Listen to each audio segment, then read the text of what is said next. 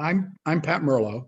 I work at the National Democratic Institute for International Affairs, which is an organization founded 35 plus years ago by Walter Mondale and a little known professor then, Madeleine Albright, with Andy Young and a lot of other great names. And the idea was to help democratic activists in a lot of places around the world move forward from military dictatorships, one-party regimes, and other fragile state circumstances. And in the course of that time, of course, elections are a very important focus. It became my favorite volunteer activity.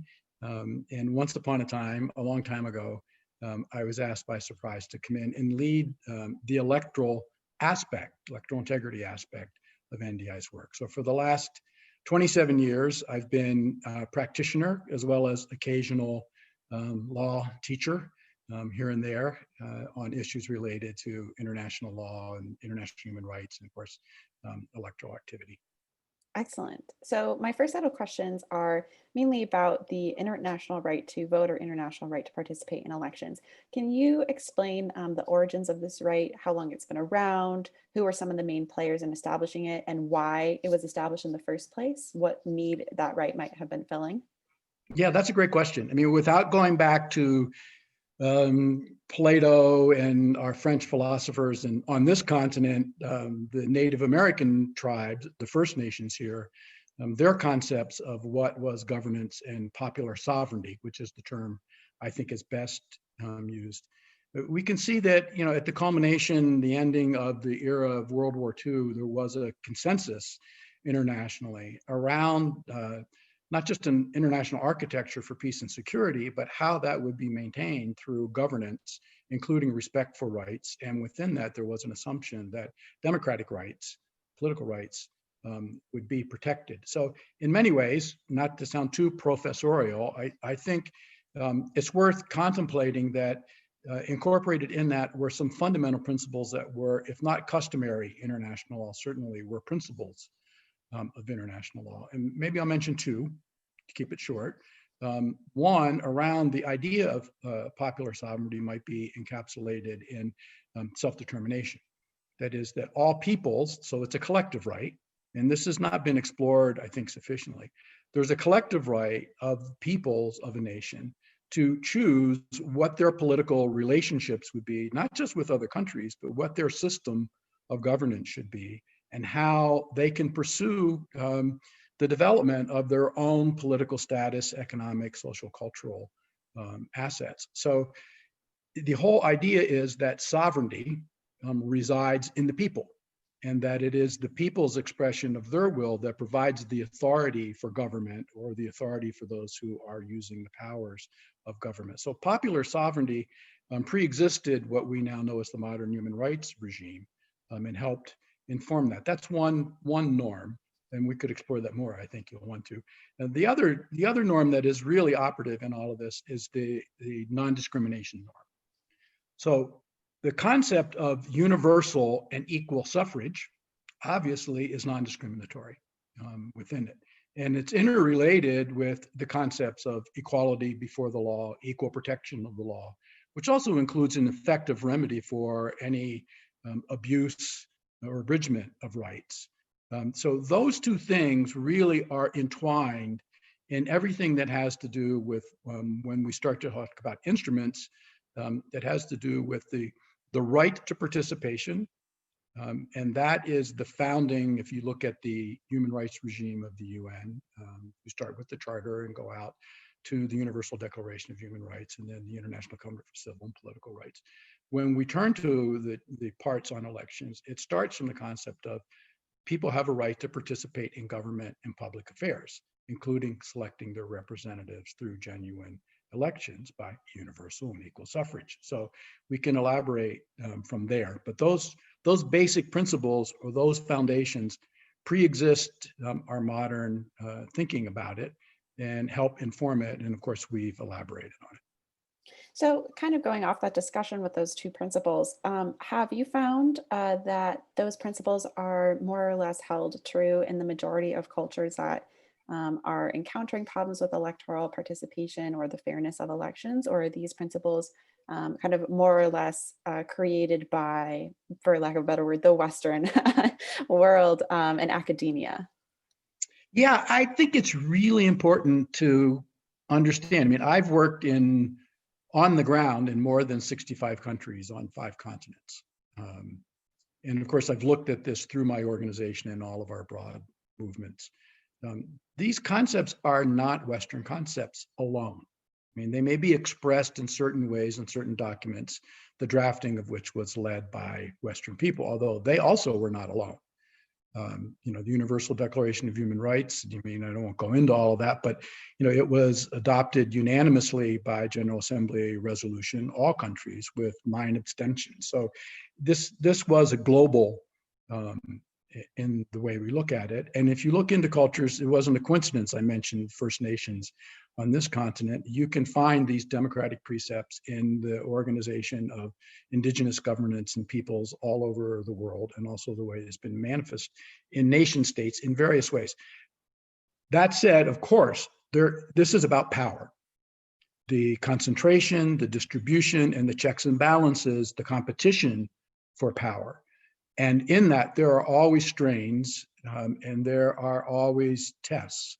So needless to say, if you look at the founding of this country with its original sins of slavery and genocide against Native peoples, the fact that a very small percentage, something as I recall around 12% of even white men got to vote initially. So the tensions are always there. We can look in every culture in every country, and that's true today. If you wanted to answer around the world and pick some examples at some point. Yeah, so that point actually goes straight to my next question, which is about the most impactful instruments that protect the right. But specifically, do these instruments make stipulations about the right to vote based on gender or ethnicity or age or ability? And if so, how do they kind of work with nations? Or I guess I should ask, how do the organizations that implement these instruments work with nations that are facing challenges in discrimination in some of those demographics?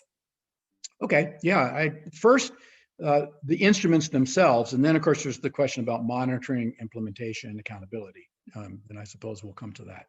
But the instruments themselves, as I mentioned, you can start with the United Nations Charter, and you can go out through Articles 55 and 56 to the Universal Declaration and the Covenant on Civil and Political Rights. Both of the Universal Declaration and the Covenant have specific articles that relate to elections.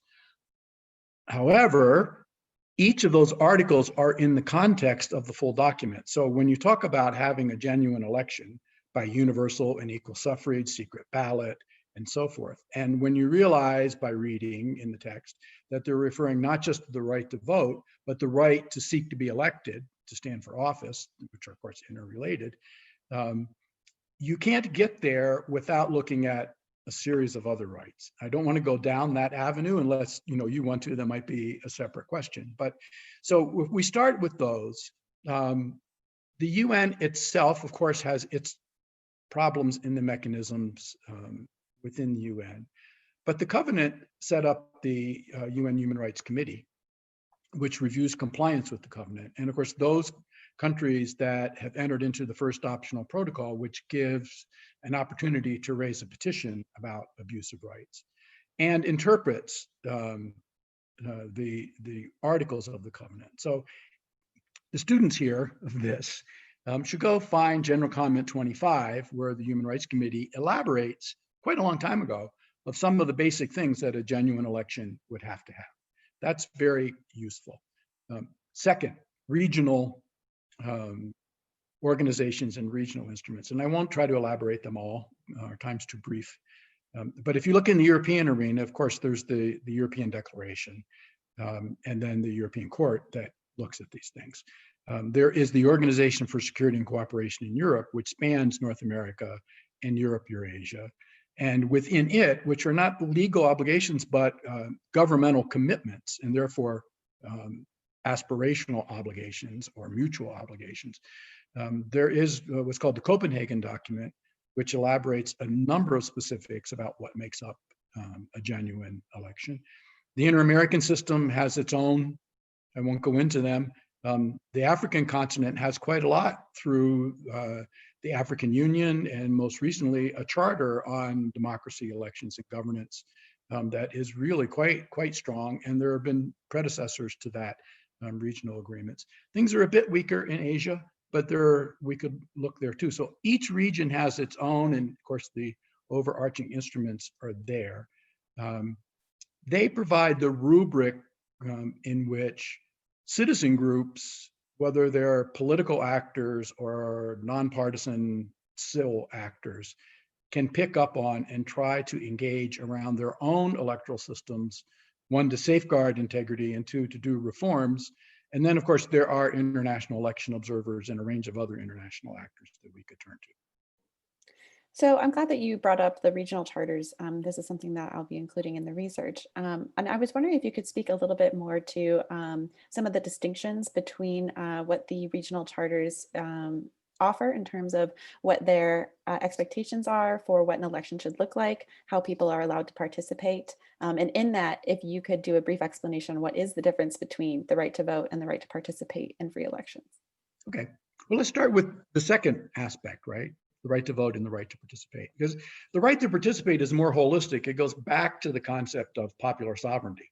So it's a social contract, if you will. I don't want to quote Rousseau here, but nonetheless, you are saying if you take the concept of self-determination and popular sovereignty, you can go to the Covenant, Article 2 there, and you can explore a little bit what would be the basis for popular referenda, so constitutional adaptation or amendment of constitutions and other legal frameworks for elections. Put that aside. Then there's the issue of participating in public affairs, including in governmental processes and public service. Again, look at the Covenant, Article 25, you'll find it all there, and it's subsections 1, 2, and 3. They don't all get discussed very often. I mean, that article doesn't get a lot of attention, but but each of them gets somewhat more or less attention. So this is a holistic concept that a citizen or citizens collectively, right, are the ones who provide authority, that they select their representatives who are to act in their interests, and that they hold them accountable as they participate in the formation of public policy and policy implementation. So these concepts are really baked in to the basic human rights documents and instruments that are used and built out. One, regional differences. Probably the one that's most elaborate and least formal is the Organization for Security and Cooperation in Europe, the OSCE. OSCE in 1990, which was, of course, the height of the democratic transitions, not just with the wall coming down and Russia emerging out of the Soviet Union and new states emerging, also the ends of military dictatorships in Africa and Latin America and so on around the world. There was an agreement on the Copenhagen document, which is a broad human rights document, but within it there are several articles specifically to elections, and it's reference to you don't have genuine elections unless you have the right to hold opinions without interference. So that would take us back to Article 20 in the Covenant. You don't have it without the right to seek, receive, and impart information, Article 19. You don't have it without the right to associate, the right to assemble, the right to move, and so on. So it begins to look at elections are a window into a whole range of civil and political rights. And in that context, the OSCE created what's now called the Office of Democratic Institutions and Human Rights, ODIHR, if you will. And the ODIHR established an election unit, and through the organization, as it grew, has monitored elections in all of the 53, I think, or 52 participating states, including right now, a mission in the United States of America. So through this, there has been further elaboration of what do each of these points mean, because without going on yet another tangent, you can't know about an election by just looking at the casting of ballots and whether they're properly counted. I mean, that's fundamental. and is the flashpoint.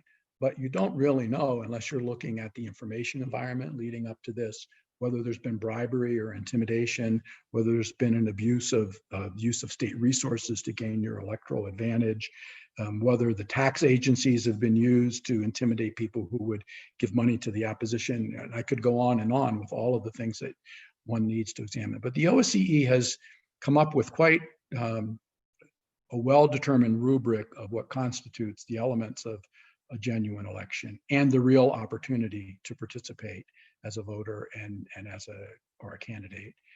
And they have generated reports and recommendations on this, which go to their permanent council. There's the discussion and review, and also goes back to their missions in country for sometimes follow-up. The Organization of American States, similarly, I won't go into so much detail, but it's similar in how things have become elaborated in the OAS. The Commonwealth of States, which of course comes out of the British Commonwealth tradition, also has the Commonwealth Secretariat, which engages in these sorts of things, both through election observation and other Commonwealth engagements and missions around democracy. And then we start talking about the Harare Declaration and other things, which is really quite active. In fact, they just celebrated their 40th anniversary of electoral integrity work. And the OAS is at 50 plus at this point. Within the African continent, there is both the AU and then regional organizations, like in West Africa, ECOWAS, which started as an economic community, but has really embraced much, much more than that. They not only send observers to elections, and the African Charter that I mentioned on democracy, elections, and governance provides that states will invite, as does the OSCE's Copenhagen document, provides that states shall invite international observers from their organization to their elections. They have engaged around preventing coups d'etat or other things that are extra constitutional usurpations of power. And they've done it not just through AU delegations, but they've done it through ECOWAS and other regions, and often in combination with the United Nations, a special representative and so on. So those are first track diplomacy, or 1.5 combined with first track diplomacy, if you will. And then that sort of rolls into international organizations like NDI and the Carter Center and others that do similar kinds of activities. And actually there's good cooperation between and among those efforts. So I don't want to go on and on. So I just picked 3 and probably too much on each of them. No, that's great. And actually, you mentioned Asia earlier, and one of my questions is about comparing and contrasting success stories in this realm with continued struggles. And I'm curious to know from your perspective, I know that you've traveled to over 65 countries, you've done over 100 missions doing electoral work like this. Can you speak a little bit more about some of the success stories and some of the continued struggles? And I'd be very curious to hear about Asia. Sure. I'm happy to take the bait about Asia. And actually, it's a good illustration of the roles of citizens and citizen election observation in all of this. In sounding like I'm really old, but it was before my time. In 1986 in the Philippines, when the Marcos regime was busy negating the election of Cory Aquino as president, there had been developed a citizen movement for fair elections in the Philippines in the preceding years, which was a combination of business people, surprisingly to some, who felt that the economy would really go bad in the Philippines if Marcos continued his manipulation and stealing of power. And the Roman Catholic Church, what has evolved now into what are known as justice and peace committees throughout the Roman Catholic structure, created a nationwide mobilization of citizen election observer volunteers. In fact, over 100,000 for the 1986 election. And they collected by transporting through buses and motorcycles and canoes reports of what were the election results in the various polling stations. And they tabulated them on their own. And they were coming up with something that was very different from what Marcos election commission was coming up with. And one of the consequences of this was women who were working, doing the data input at the election commission came out to the cathedral, and there was a famous cardinal there whose name, by coincidence, it was Cardinal Sin, hosted them, and they revealed the fraud, collaborated what the citizen group, which is an acronym is NAMFREL, what NAMFREL had found. And interestingly, they are present as part of the first NDI, and there's also an International Republican Institute counterpart that has personalities that have been affiliated with the Republican Party. There was a joint, the first ever election observation, international observation. It was a joint observation by the two, the first ever of the two there, led by Senator Lugar and a young member of Congress, whose name is John Kerry. And Kerry went to the cathedral and heard this. And so he and the international observers were able to help get the attention on what the fraud was, and also help get the United States government to see that this just wasn't a he said, she said circumstance, that this was really something that was a violation of international principles and the relationships and commitments between them. And so that led to part of the basis, of course, as everybody knows, what became people power and the change of government. And NDI and NAMFREL started collaborating on this and helping to spread this idea of citizen election observation, not just in Asia, but we're talking about Asia, which is developed into the Asian Network for Free Elections, ANFREL, which has member organizations in 20 plus countries. It helps them become better at what they do, NDI often working with them and bilaterally in countries, and mounts international election observation. But next, they also convene electoral commissions from more than a dozen Asian countries into what's called the Asian Electoral Stakeholders Forum. And there, these communities, the internationals, the citizen observers, and the election commissioners really work through what are some of the challenges to electoral integrity and what can be done to try to mitigate those challenges and hold back that fraud. And in effect, it's incorporating these standards and norms that have been developed through the instruments. And I've had the pleasure of working alongside much of that. So while if we look at ASEAN, although the Human Rights Committee in ASEAN does some interesting things around elections, it's not nearly as pronounced as the work in Africa or in other parts of the world, in Latin America or in Eurasia. But nonetheless, there is developing activities there too. And are there, can you tell me a little bit about some of the ongoing situations and concerns that NDI has been involved in other countries right now? I know that there is ongoing concerns in Hungary, for example, and which ones you have been involved in, if you're at liberty to speak about that. Yeah, I can speak about most of it, and I'll try not to. So there is, first and foremost, a tremendous democratic advancement around the world over the last multiple decades. I mean, if we consider when this international architecture post-World War II was being put together, there were probably something close to a dozen true democracies at the time. In the last decade plus, there has been backsliding, but the number is the majority of countries in the world. So there's been a tremendous advance. At the same time, there has been an authoritarian resurgence. There's no question about that. And in some ways, it's part of geopolitical maneuverings with Moscow and its camp and Beijing and its camp, and interrelationships and competitions between them and the West, including the United States. I see this within the UN. Every 2 years, the Secretary General presents a report on UN's electoral activities. And in the third committee were first considered, Russia and its allies try to amend the language around this. They're outvoted. And then the General Assembly unanimously accepts it. Within the OSCE and the Permanent Council, Russia often tries to block the work or dilute the work of the ODIHR's election observation.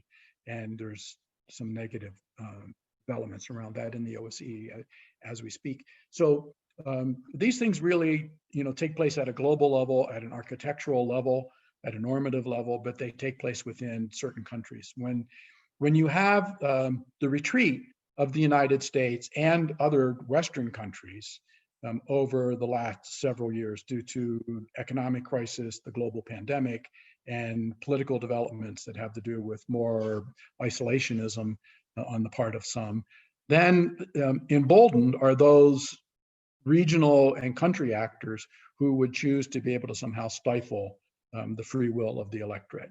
And so we've seen that in every region of the world. I wouldn't single out any particular region on that front, although some countries like Hungary or Poland or Cambodia get more attention than others. So you mentioned Russia, and there has been obviously since 2016 in the news in the United States, news and information ongoing even now about Russia's interference in the United States election. I'm curious to know what international law says about interfering in foreign elections, if anything, and regardless of if it's silent on the issue or not, what institutions like NDI do to address that issue. That's a great question, and it's one of the real critical challenges that have to be addressed, at the moment. There's always been foreign interference. I mean, the concept about national sovereignty, right, has always been challenged. And mentioning the first article of the International Covenant relating to self-determination. I mean, that was drafted in the context of decolonization, which in my opinion is incomplete if you look at it economically and other ways. But nonetheless, foreign interference, malign interference is not new. What's new, of course, is social media and the ability to move monies in ways that may be hard to detect. So malign interference is not unique to the information arena, although we could spend some time on it if you would like. It's if you look at Ukraine, for example, or Georgia, the country of Georgia, and others in that sphere, Moscow's sphere, there have been troop movements over borders. There have been support for terrorists and other armed activity within those countries to try to destabilize the countries and even lob off parts of those countries into rump independent areas. There have been money that has moved across the border to support all kinds of political movements that destabilize from ultra-right to ultra-left. And there have been Sputnik and RTV and others broadcasting in ways that promote the lack of confidence in governance in those countries. There have been monies that have gone into political movements for those. And then, of course, there have been Russian trolls and other kinds of social media activities, the use of bots, and you can see the kinds of behaviors that show that these are not authentic human beings that are operating. These are robotic programs, social bots, political bots, what have you, working networks that try to destabilize, not just to help a particular candidate or to work against a particular candidate, but to drive social division and hyperpolarization in ways that can be exploited to the advantage of whichever actor we're talking about. Now, I mentioned Russia, but if we looked at Taiwan or Hong Kong, we would be talking about just blatant examples of Beijing doing similar things. And of course, the Australians have taken some extraordinary measures that have to do with foreign interference by China in terms of bribery and other sorts of things. Even Canada has looked at how China has been able to influence certain expatriate groups within that country and so on. So it's not just Russia and it's not just China. It's quite a number of countries who reach across their borders to try to influence either regions or specific governments. And it's not just state actors. I mean, they get the attention deservedly because they have the resources, and now we have the violation of international law in the way that you've been asking. But we also have malign actors that are international criminal syndicates. If we looked at Mexico, we could take, or the triangle in Central America, the Northern Triangle, we could find clear examples of where international criminal syndicates have been involved in similar kinds of activities. And of course, domestic actors do this as well.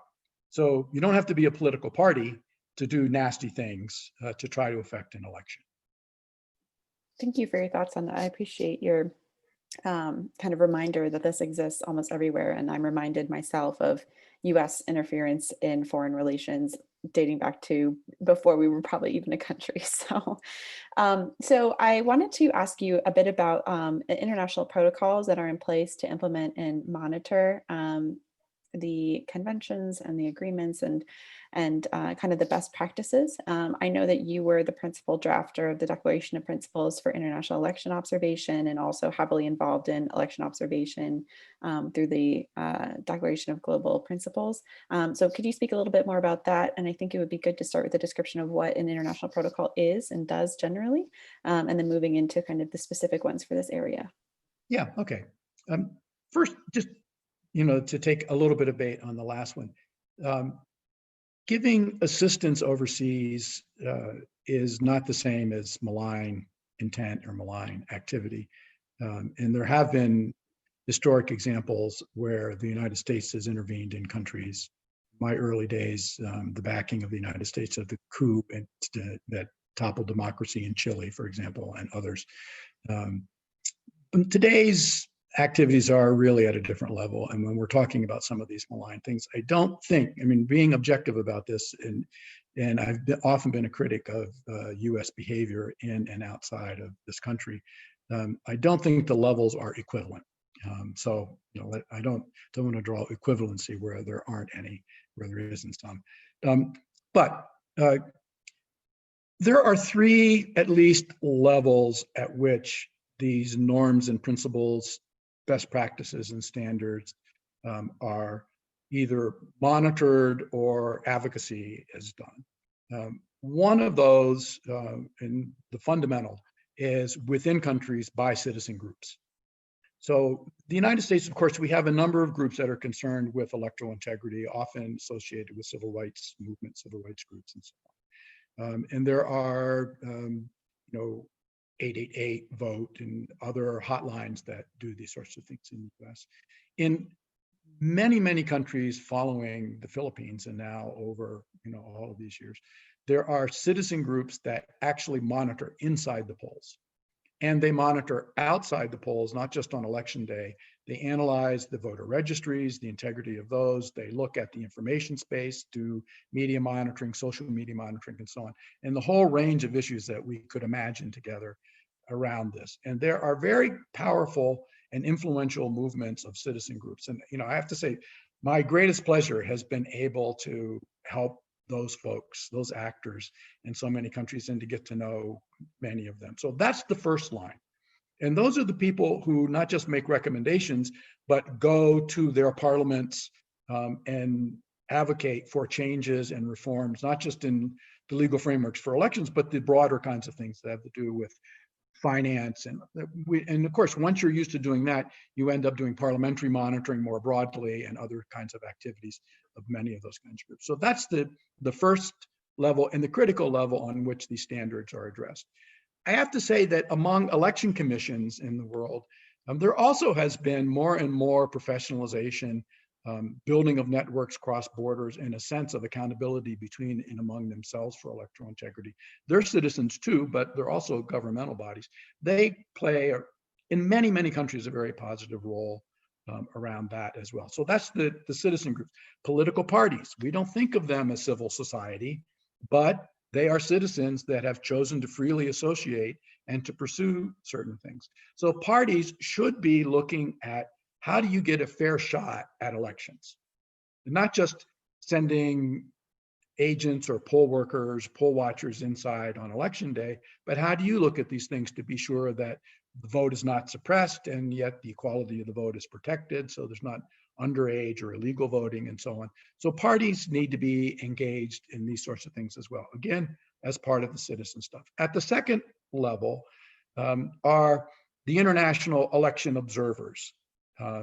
This started with the UN, and then it moved into some of the intergovernmental organizations, and what we know of today as human rights-based fact-finding and methodologies infused into elections.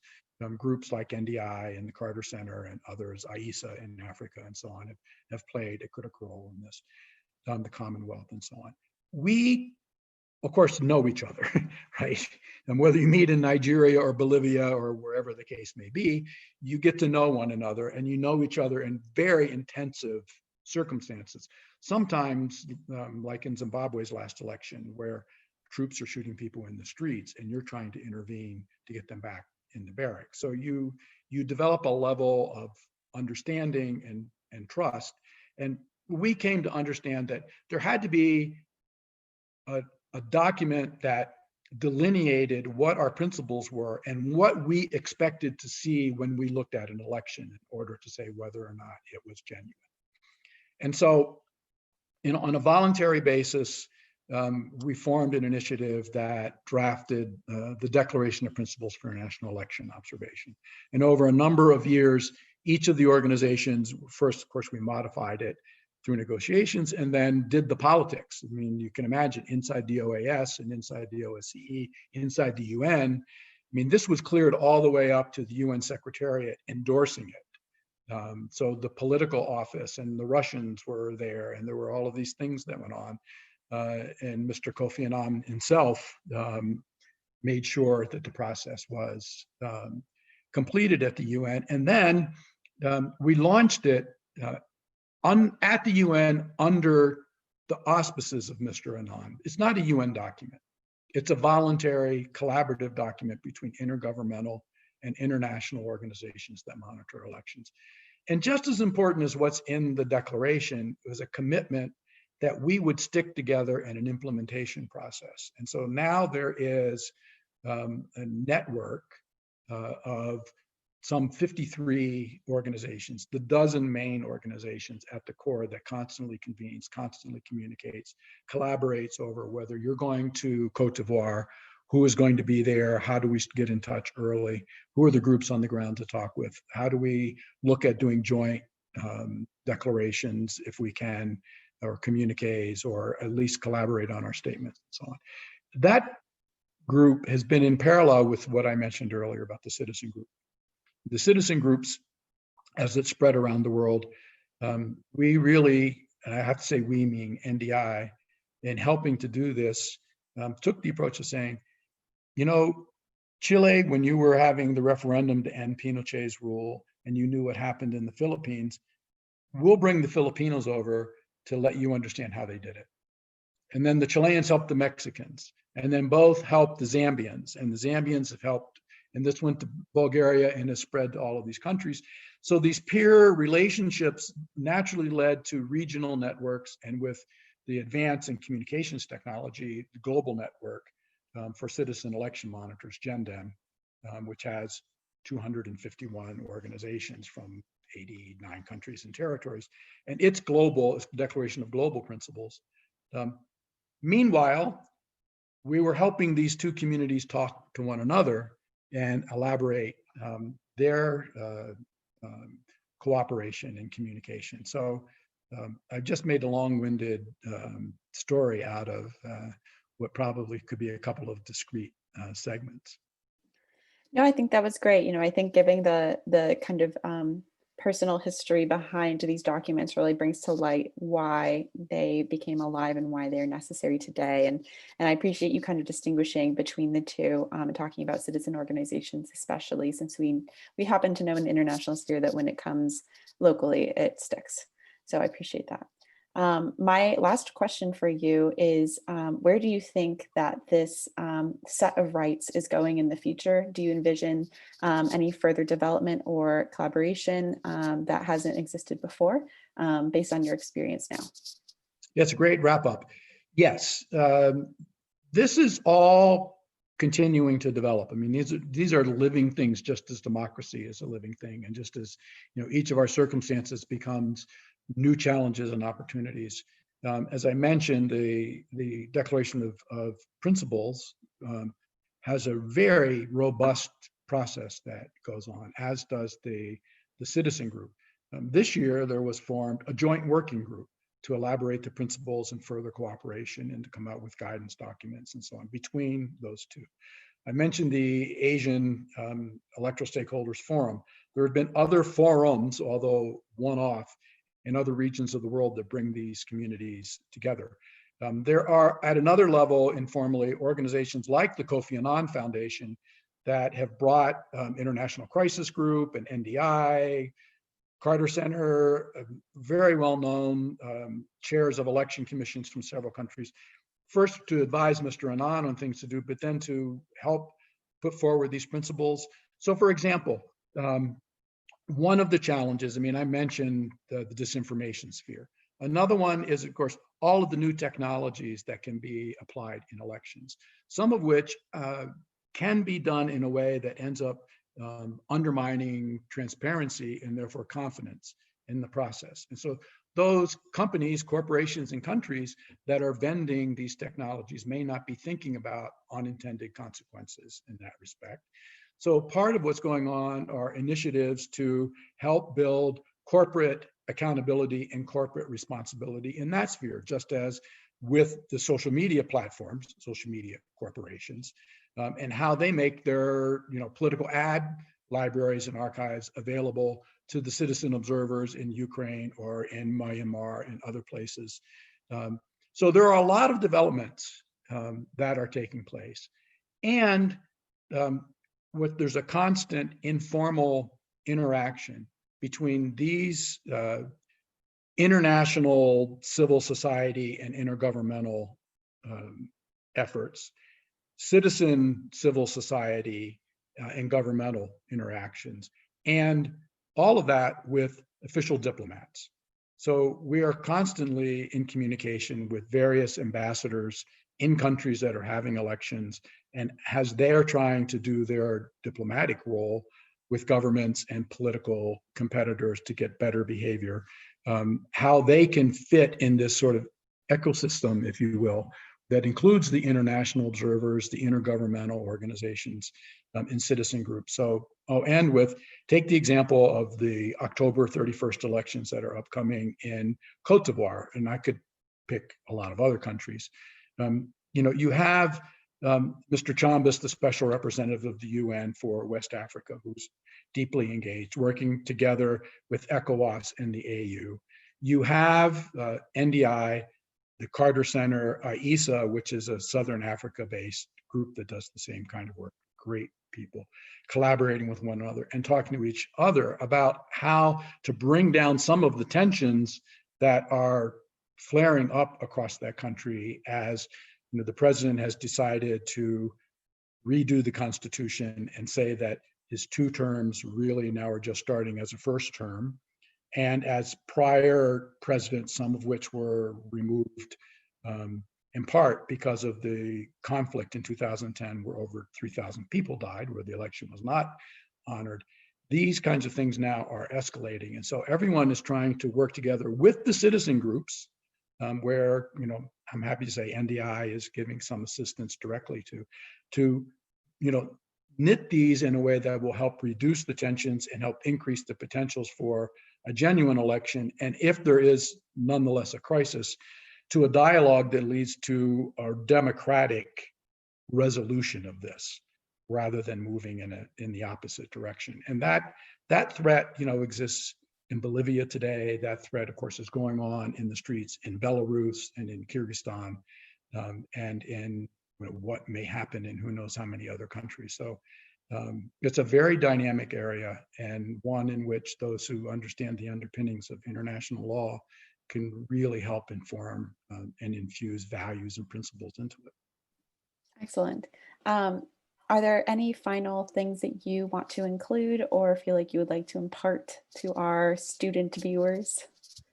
No, the only thing I would say is every single one of you who is listening, to this great combination of presentations is doing so because you're motivated around having, genuine citizen empowerment, real respect for the human being, and a kind of governance that, we all can really thrive under, as can our children and grandchildren in the future. And your role as activists and advocates, as legal advocates, is really critical in every single country, and including helping those in other countries and bringing back those lessons to help improve the democratic experiment, which is under stress here in the United States. Well, thank you so much, Professor, for offering your wisdom and your history and your stories. I found the conversation very enlightening, and I appreciate all the experience that you brought to the table today. I think it'll be very illuminating for a lot of students whose first time hearing about this right will be right now. Well, thank you, Megan. And if we should do this again, I get to ask the questions and interview you. That sounds good. Hopefully by then I'll be an expert in something worth I'm sure asking you about. have a lot to tell us now. Thanks a lot, everyone. Yes, thank you.